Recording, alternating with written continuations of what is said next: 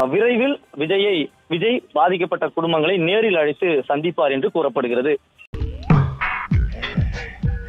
இதுக்கு நான் என்ன சொல்ல வரேன்னா, இங்க கரூர்ல இருக்கிற மக்களை அப்படியே தூக்கிட்டு வந்து இங்க சென்னையில இருக்கிற பனையூர்ல வச்சுட்டா நான் ஆறுதல் சொல்லிடுவேன்.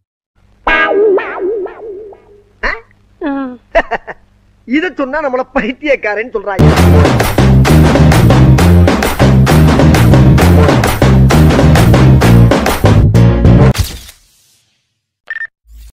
இந்த மாதம் 13ஆம் தேதி விஜய் செல்வார் என்று திட்டமிடப்பட்டது. மேகக்கூட்டம் மிதமிஞ்சி இருக்குது.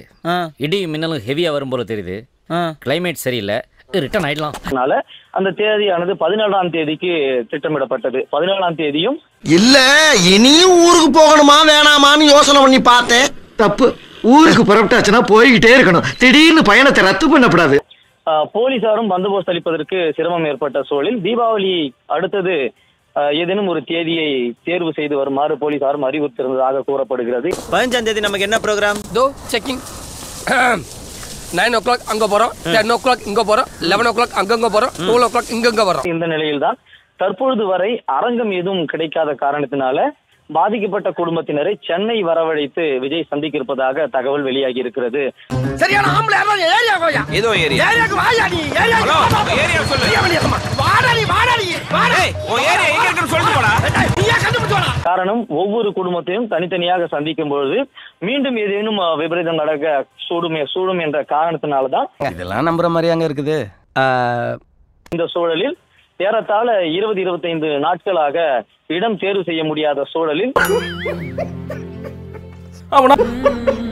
எதுவுமே பண்ண முடியாது. பாதிக்கப்பட்ட குடும்பங்களையும் காயமடைந்தவர்களையும் சென்னை வரவழைத்து சந்திப்பதற்கான திட்டமிடல் தற்பொழுது தயாராகி கொண்டிருக்கிறது.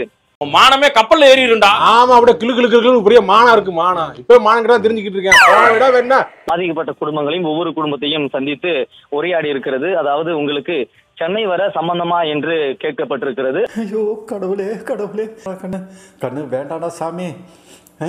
தாத்தா உங்க பாதத்தை தொட்டு வணங்குறேன். திருந்திங்கடா கண்ணு திருந்திங்கடா. இதில் பல குடும்பங்கள் எந்த ஆட்சேபனையும் தெரிவிக்காத காரணத்தால் உடனடியாக தலைமைக்கு தகவல் கூறப்பட்டிருக்கிறது.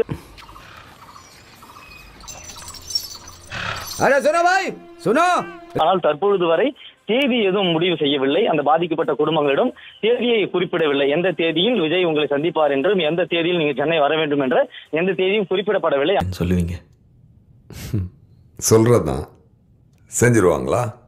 மோத்தா உன்னை பெத்தாலா இல்ல யானை கக்குச்சாடா? நான் கேட்க மாட்டாங்க, அறிவு வேணாங்க. எந்த தேதியும் குறிப்பிடப்படவில்லை. ஆனால் அவர்களிடம் விருப்பத்தை மட்டும் கேட்டிருந்திருப்பதாகவும் மாவட்ட நிர்வாகத்தினர் கூறப்படுகிறது. சொல்லும் போதே நான் உஷாரா இருந்திருக்கணும். அது ஃபேக்.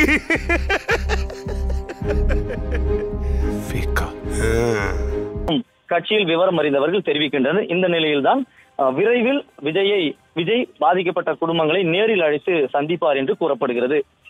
எதை வச்சு அப்படி சொல்றீங்க? ஏன்னா நீங்க ஊருக்கு வர்றீங்கன்னு உங்க சொந்த பந்தமெல்லாம் காத்துக்கிட்டு இருக்கும்ல. நீங்க போகலைன்னா அவங்களுக்கு ஒரு ஏமாற்றம் தானே. ஏமாற்றம் தான். ஆனா இருந்தாலும் நான் ஊருக்கு வர்றேன்னு சொல்லலையா?